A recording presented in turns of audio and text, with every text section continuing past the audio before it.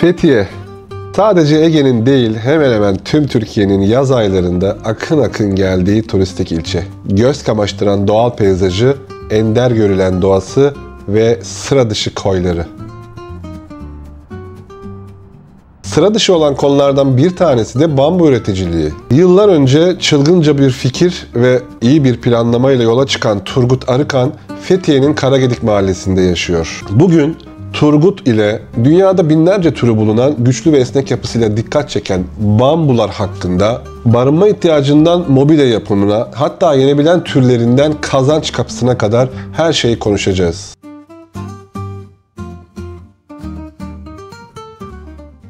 Türkiye'nin lider su arıtma markası Aura Sebilon Unique sunar. Tabii ki bu meblağ bizim için büyük bir rakam. Kimisine göre büyük olabilir, kimisine göre küçük olabilir ama hani bizim için büyük bir rakamdı. Kızım 7 yaşında yüzme kursunda öğreniyor.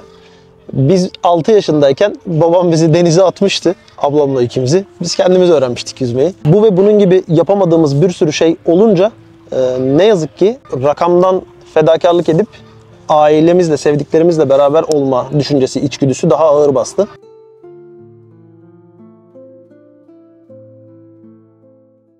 Tercihimizi yaptık. Şapkamızı, üniformamızı, apoletlerimizi çıkardık. Bağ makasıyla mutluyuz. Devam ediyoruz.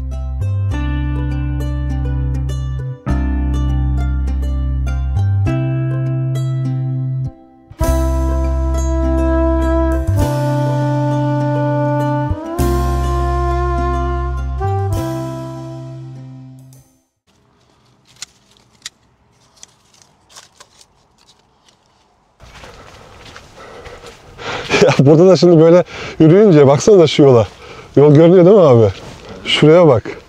Yani tamam evlerin kenarlarına duvar şeklinde kullanılabilir, o ayrı. Kendilerim böyle bir Japon samuray filmlerine falan da hissettim. Belki izleyenler de vardır. Kim bilir, belki de Japonların, o samurayların ya da Çin'de kung fucuların esnekliği sürekli olarak bambuyla beslenmelerinden, çayını içmelerinden. Belki de. Bambunun içindeki silikadan, sonuçta bambunun içerisinde %70'e varan oranda silika olduğu söyleniyor. O silika şey değil mi? Zoysia'nın içinde bulunan madde. Hani ben çekmiştim. Zoysia Çin miydi? Çim. O mu? Hatırladım abi. Neydi? Antalya'da bir çim üreten üreticiyle Madde aynı madde mi? Aklımda kalmış mı? Aynı madde. Silika maddesi. Bambunun içerisinde yüksek miktarda bulunur. Vücutta kolajen üretimini arttırır. Eklem ağrılarını giderir. Uzak Doğuluların bambuyu temel besin olarak tüketmesi ve çay olarak tüketmesinin belki de hani sağlıklı olmalarında çok büyük etkisi vardır. Çok esnekler abi. Atlıyorlar, zıplıyorlar, bacakları açıyorlar böyle. Vay be, neler öğreniyoruz ha. Bahçeye bekleriz abi antrenman yapmayı. Zaten malzeme çok, baksana. Turgut Arıkan. Doğma büyüme Fethiyeliyim. Denizci ve çiftçi bir ailenin oğluyum. Dünya tatlısı ve eşim. 2 tane çocuğumuz var. Kızımız 7 yaşında. Oğlumuz yeni 3,5 aylık. Ailenin bir ayağının denizci olmasından dolayı ben de denizde başladım. Çocukluğumuzda elimizde balık kamışı vardı. Artık bal makası var. Bilmiyorduk böyle olacağını ama işte genlerimizde varmış toprakla haşır neşir olmak, bu işlerle ilgilenmek. Aşağı yukarı 5 senedir bambu işiyle uğraşıyoruz. Bir emeklilik projesi olarak başladık.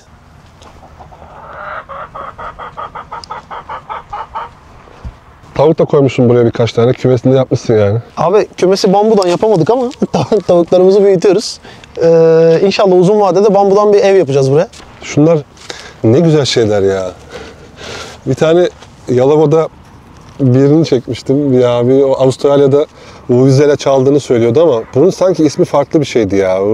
Yani aklıma gelmiyor şu anda da, izleyicilerimiz bilen varsa yazabilirler. Şöyle bir aletti. Şu kareyi verelim. Baksana şunlar ya. Çok acayipler ya.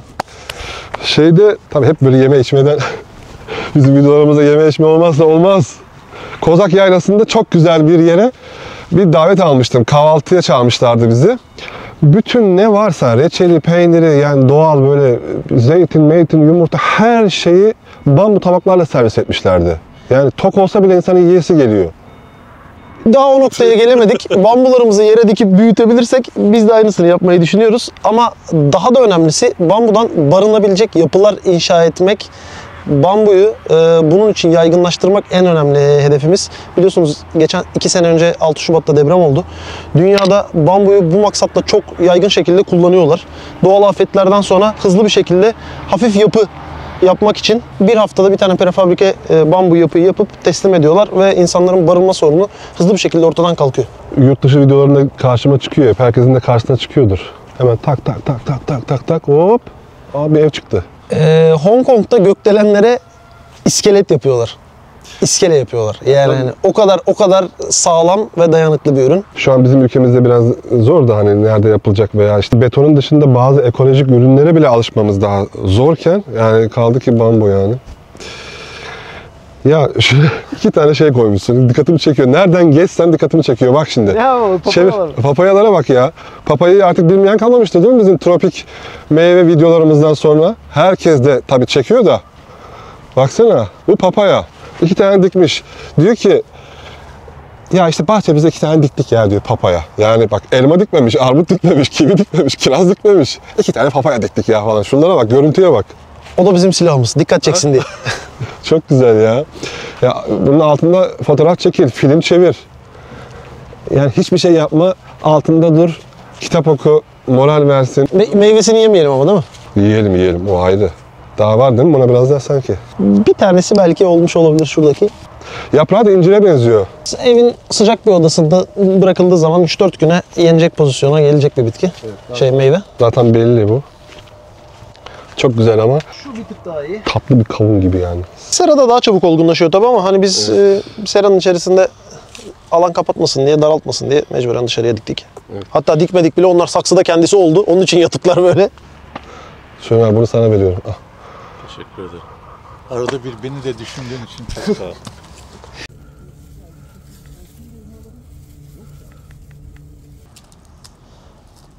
Hazır elimizde tohum varken bambu nasıl dikilir de gösterelim mi?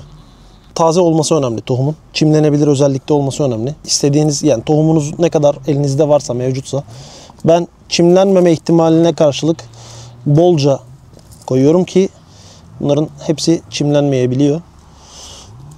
Koyduk. Hiç zor bir tarafı yok. Üzerine 1 santimetre toprakla kapatacak şekilde organik malzemesi bol olan bir toprakla, torfla kapatıyoruz. Spreyle üstüne biraz su sıkıyoruz. Önemli olan bunun ideal iklimini oluşturmak. Tohumuna göre, türüne göre değişir. Havadaki nemi ve sıcaklığı ayarlamanız gerekiyor. Biz ilk başladığımızda da balkonumuzda bu şekilde başladık. Küçük bir seranın içerisine iklimlendirme yaptık. İçerideki hava akışını kontrol ettik. Nem oranını kontrol ettik. Sıcaklığı kontrol ettik. Bambularımız çimlendi. Şimdi bu noktadayız. Bu noktada permakültürle uğraşan, işte şehirden köye göçüp kendi işini kurmak isteyen, bağ bahçeyle uğraşmak isteyen herkese şöyle bir tavsiyem var. Mutlaka ama mutlaka bambu bahçenizin bir köşesine dikin. Niye? Kullanım amacı çok fazla olduğu için, yelpaze çok geniş olduğu için çubuğundan faydalanabilirsiniz. Sepet örmede, dokuma yapmada kullanabilirsiniz. Olduğu yeri 2 dereceye kadar serinletir. Foseptik arıtmada kullanılır. Aktif kömür, biyo kömürü yapılabilir. İçme suyu arıtmada kullanılır. Mangal kömürü yapmakta kullanılır. Ucu bucu almayan sonsuz kullanım alanı var. Dolayısıyla mutlaka ama mutlaka her bahçede olması gereken bir veli nimet. Daha da önemlisi Uzak Doğu mutfağında temel besin maddesi olarak kullanılıyor. Bu görmüş olduğunuz bambunun topraktan yeni çıkan sürgünleri, bu topraktan ilk çıkarken aşağı yukarı 10-15 santimetre uzunluğundayken bir kazma aracıyla kazıyorlar. Dışındaki kabukları sıyırıp temizleyip ondan sonra aklınıza gelebilecek her türlü yemekte, sebze yemeklerinde, et yemeklerinde, deniz mahsullerinde her şeyde kullanıyorlar.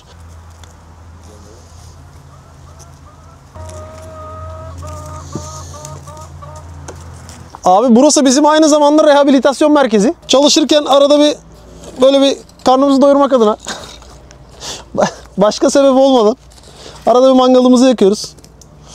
Bir ayağımız da denizde olduğu için bazen kendi balıklarımızı yakalıyoruz. Babam dün biraz levrek yakaladı.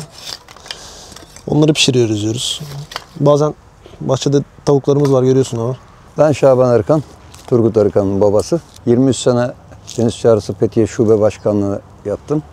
Aileden gelme balık hastalığımız var. Anne tarafım Rodoslu, baba tarafım Yörük. Balık avcılığı, tabii bizim balık avcılığımız amatör. İçimizde bir tane kardeşlerimden profesyonel balık avcılığı yapan var. Açık deniz, kılıç olsun, torik olsun, akki olsun avlayan bir tane kardeşimiz var. Deri yani açık denizlerde. Onun haricinde tüm kardeşlerim ve çocuklarımız da amatör denizcilikle hepimiz uğraşıyoruz. Biz ilk başta endüstriyel üretim olarak başlamıştık bu işe. Toprağın çok değerli olduğu bir coğrafyada yaşadığımız için bu işin bu coğrafyada endüstriyel olarak yapılamayacağını anlayıp hemen saksıda endüstriyel olarak üretme imkanı olan potansiyel müşterilere en azından ham maddeyi tedarik edelim noktasına evrildik. Peyzaj uygulamaları için türlerimiz var. Yemeklik türlerimiz var. Kağıt hamurunun ham maddesi var. Endüstriyel üretim, kerestelik, tekstil, dokumalık bambu türlerimiz var. Şu anda adını hatırlayamayacağımız, kullanım amacını hatırlayamayacağımız çok çeşit bambularımız var. Dünyada fuarları falan oluyor mu bunun? Abi oluyor. Dünyada oluyor. Tayvan'da oldu galiba. Her 4-5 senede bir oluyor. Gidiyor musun? Uzak Doğu'ya gidemedim daha ama Almanya'dakine katılıyorum 2 senedir. Orada da yeni başladı. Uluslararası Avrupa Bambu Expo diye. Bu işi dünyada yönetmiş, yıllarını vermiş üretim, tedarik zinciri, bambuyu işleme konusunda sektörün duayenleriyle tanışıp fikir alışverişinde bulunabileceğimiz, yaptığımız işin altı boş kalmasın, hakkını verelim diye işin temel bilgilerini edinebileceğimiz, öğrenebileceğimiz çok değerli insanlarla tanıştık.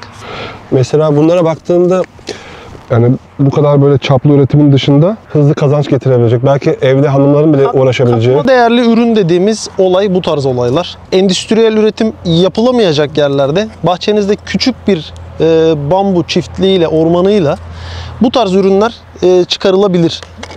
İşte ne demiştik? Sepet örme, işte hasır örme, bambudan sandalye yapma, bu tarz araç gereçler yapma. Bunları hep Uzak Doğu'da atölyelerde kadınlar yapıyor. Kadınlar üretiyor. Salata yapmak için hani metal değmesin, yeşillik özelliğini yitirmesin, içindeki besinden mineraller vesaireler kaybolmasın diye. Bir kıymık falan çıkar mı içinden ama? Yok, bunlar bambunun içindeki fiberler çok dayanıklı malzeme olduğu için. Yani evdeki normal bir ahşap kesime tahtasını ne kadar kıymık bırakıyorsa aynı o kadar. Ya çok böyle aman aman bir performans beklememek lazım. Yok böyle et keseyim, yok böyle ağır şey. Sadece ufak böyle. Bu da kesme tahtası. Yani bir sürü şey. Bu çorabı niye koydun buraya? Bu da bambu çorap. Bunun da bambu liflerinden dokuma. Ya şöyle bakıyorsun, çok basit konular değil mi? Basit konular. Teferruatı, içeriği yokmuş gibi duruyor. Ama baksanıza biraz böyle kafa çalıştırınca, ha şurada kömür mü? O da bambunun biyo kömürü. İçme suyu arıtmada kullanılıyor. Ya bir şey söyleyeceğim. Size hep böyle ilham vermeye çalışıyorum karşınıza çıkardığım insanlarla.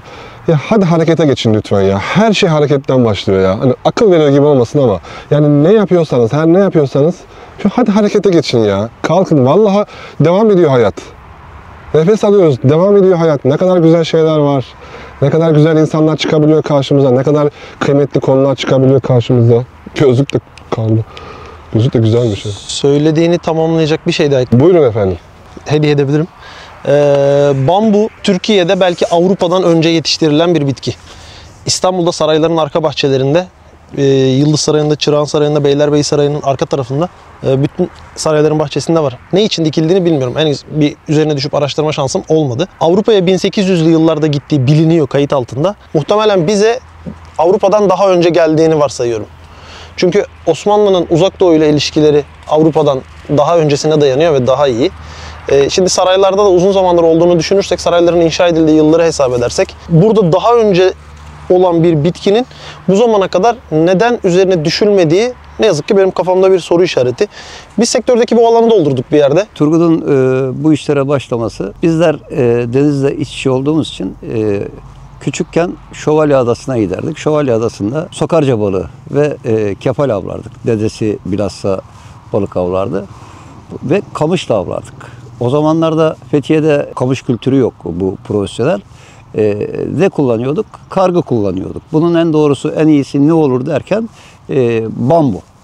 Dolayısıyla gel zaman git zaman Turgut kaptanlık yapmaya başladığı zaman, genelde yurt dışında bulundu kaptan olduktan sonra, askerden geldikten sonra.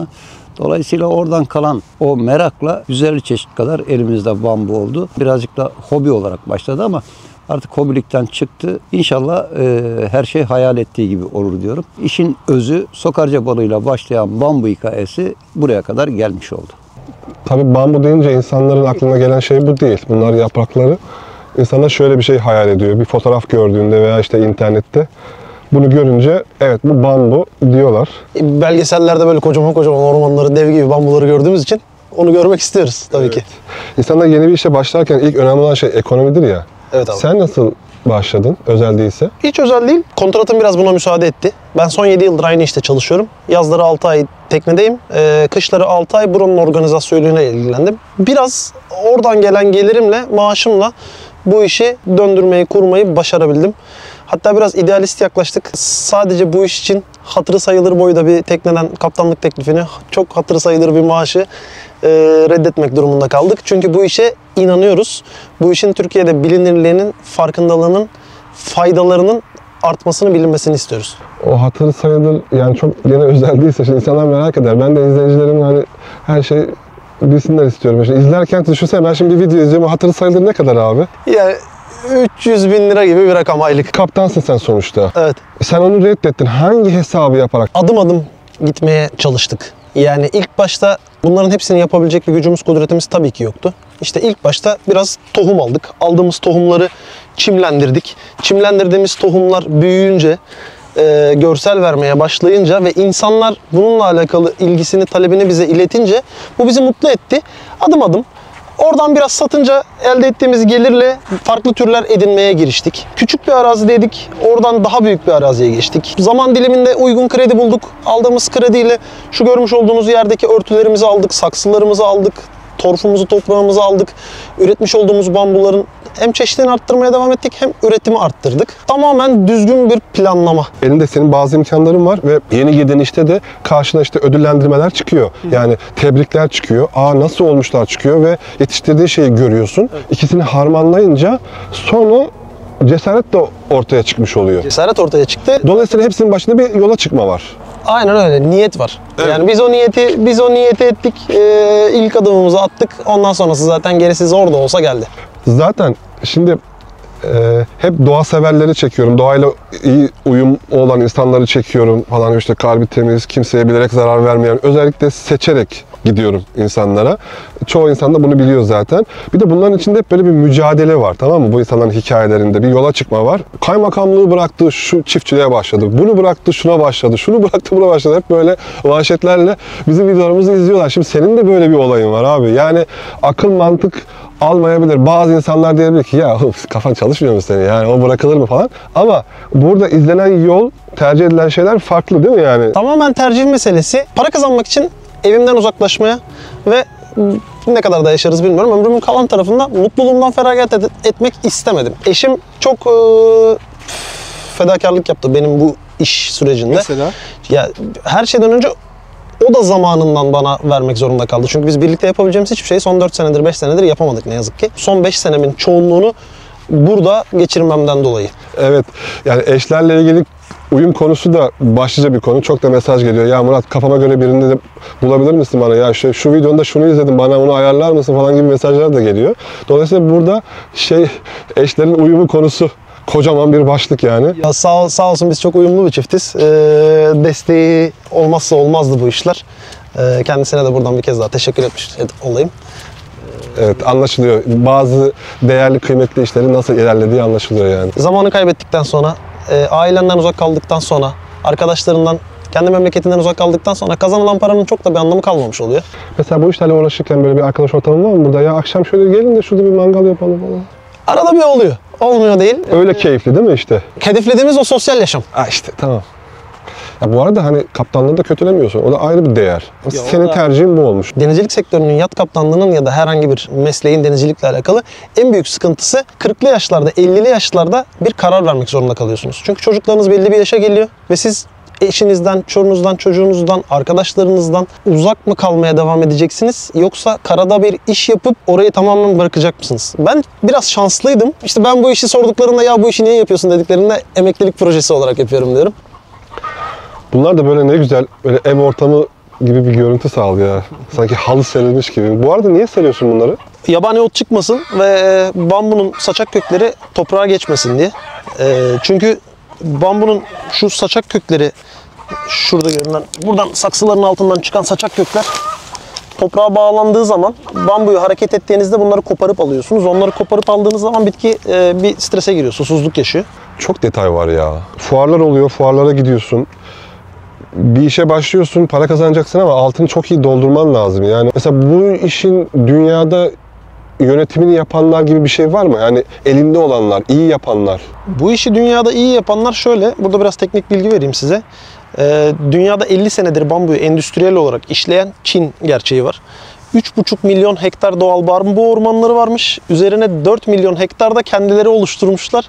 50 sene önce başladıkları endüstriyel üretimle şu anda dünyayı bambu sektöründe A'dan Z'ye kadar kalem kalem domine ediyorlar. Bu arada şimdi Çin bambusu derken bir tane hikaye var. Her yerde görüyorsunuzdur. Yani sabırla ilişkili. Belki de çok iyi bir psikoloğun veya pedagogun veya buna benzer meslek yapan birilerinin bir hikayesi de olabilir mi? Hikayenin nereden geldiğini bilmiyorum ama büyük bir şehir efsanesi.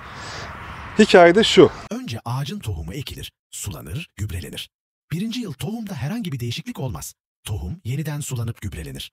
Bambu ağacı ikinci yılda toprağın dışına filiz vermez. Üçüncü ve dördüncü yılında da aynısı tekrarlanır. Fakat tohum bu yılda filiz vermez. Çinliler büyük bir sabırla 5. yılda bambuya su ve gübre vermeye devam ederler. Nihayet 5. yılın sonlarına doğru bambu yeşermeye başlar. 6 hafta gibi kısa bir sürede de yaklaşık 27 metre boyuna ulaşır.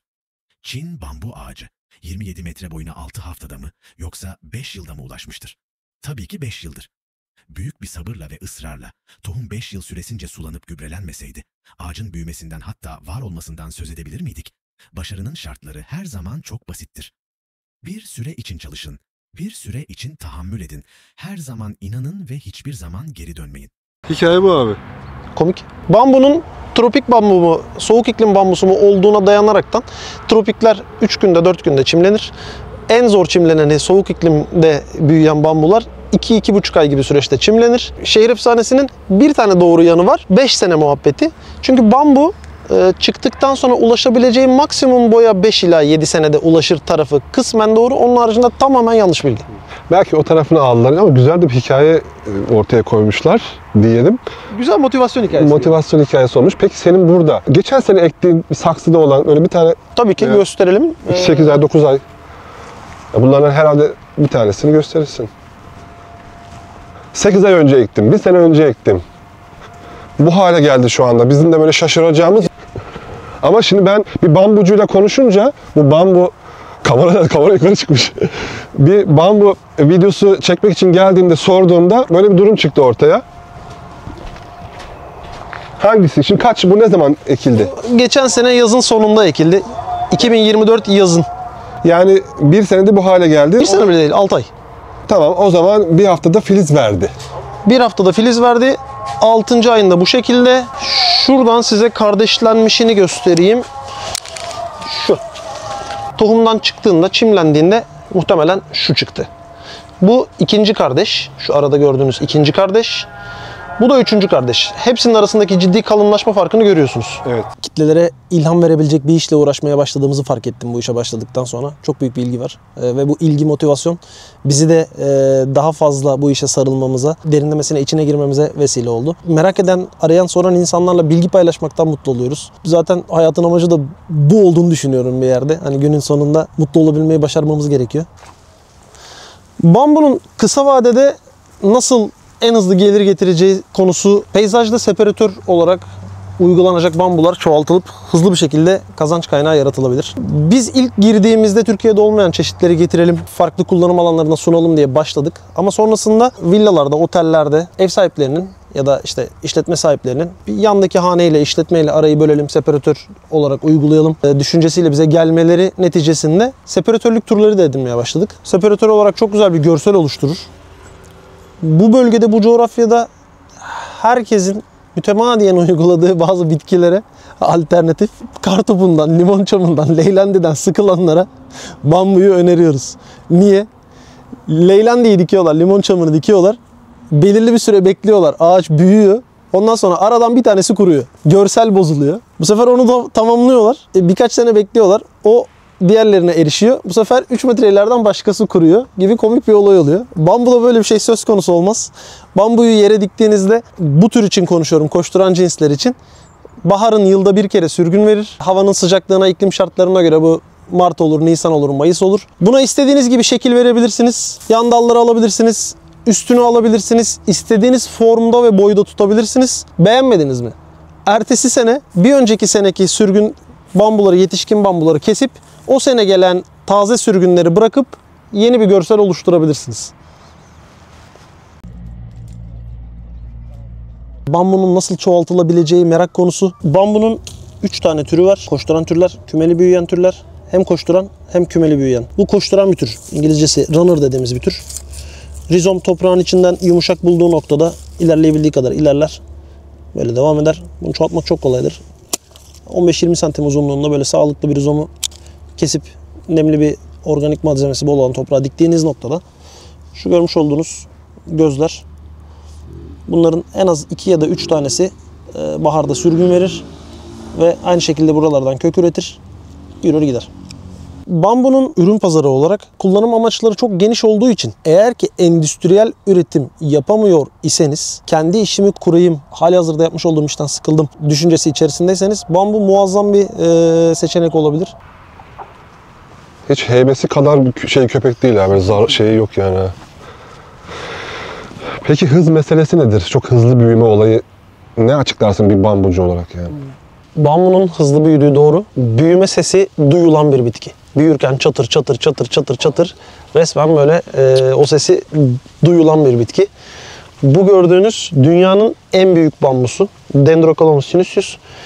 Kendi ortamında, kendi ikliminde günde 1 metreye kadar hızlı büyüyen bir tür ve saksıdan daha fazla kalınlık yapıyor. Yani bir insan beli kadar, işte 40-45 santimetreye kadar gövde çapı yaptığı, 38-40 metrelere kadar boylara gittiği biliniyor.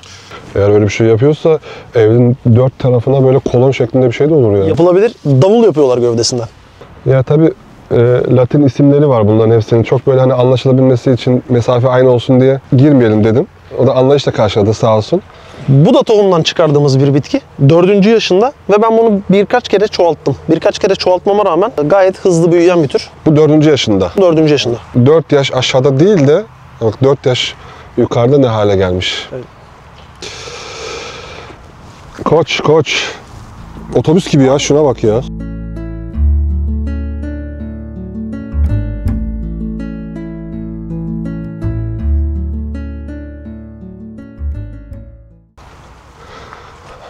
Turgut, burası sizin mi, kiralık mı? Burası kiralık abi.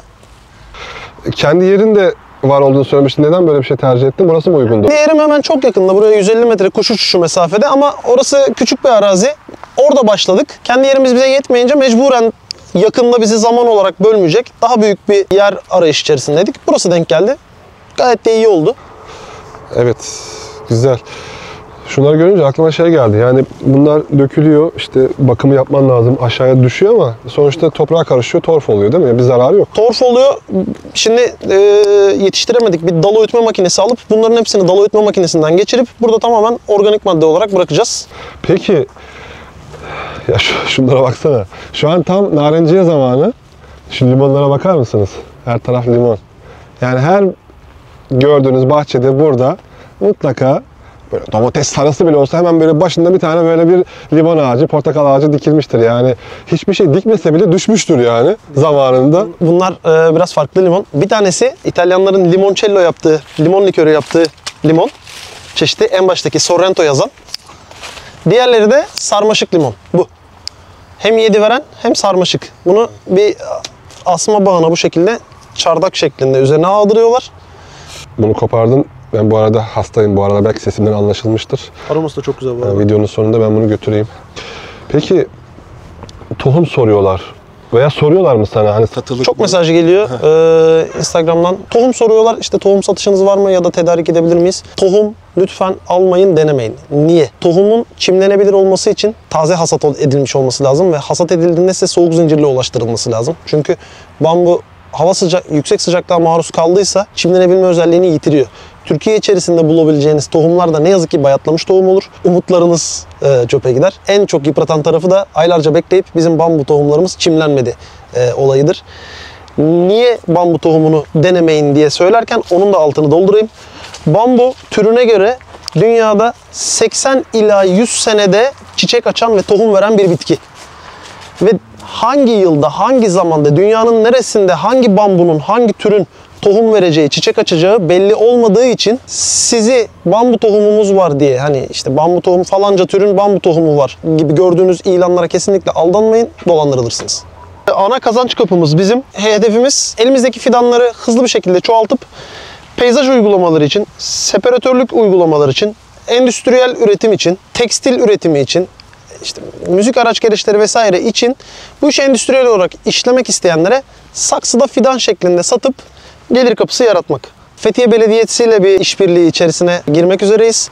Fethiye'nin girişinde güzel bir parka bambu uygulaması yapacağız. Çok kısa vadede orası bir bambu ormanına dönüşmüş olur diye düşünüyoruz.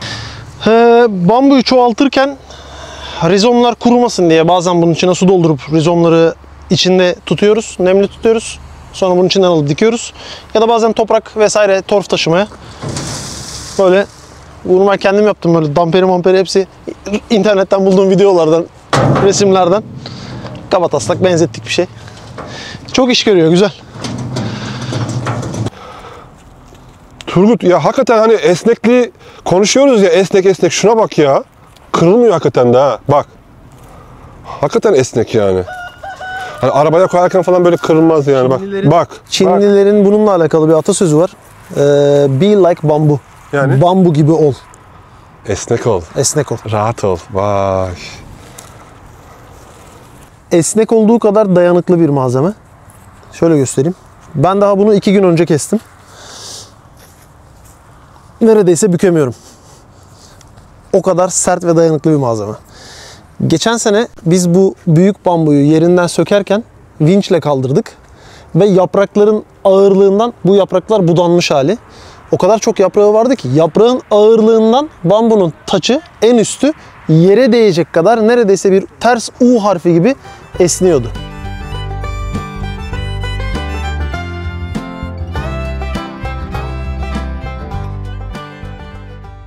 Videolardaki hediye konumuz devam ediyor. Evet, geliyor. Bu videonun hediyesi de geliyor. İkisi aynı anda bir devir teslim töreniyle. Bizim videolarımızda bir hediyeleşme ağımız var. Sana da senin yakınlarından, Dalaman'dan bir yerden böyle bir hediye geldi. Hikayesi de şu. Evinin olmasını istediği zamanlarda demiş ki ilk önce anahtarlığım olsun demiş. Çok iyi ya. Evet. Şimdi oldu. Evet, böyle bir anahtarlık almış. Sana hediyesi bu. O videoyu izleyenler biliyorlar. Mustafa Yılmaz'dan geldi sana bu hediye. Çok iyi, çok anlamlı. Mustafa abiye teşekkür ederim. Bizden de bir sonraki gideceğin kişiye bilmiyorsun. Güle güle büyütsün. Bambusa Multiplex Silver Stripes. Çok güzel bir bambu.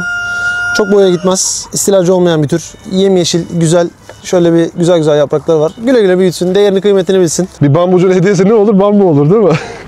İyi bakalım. Teşekkür ediyoruz. Böylece hediye ağımız devam ediyor. Sonuç itibariyle bambu dikkat çeken bir ürün ve insanların bahçesinde büyütmek istediği, edinmek istediği bir tür.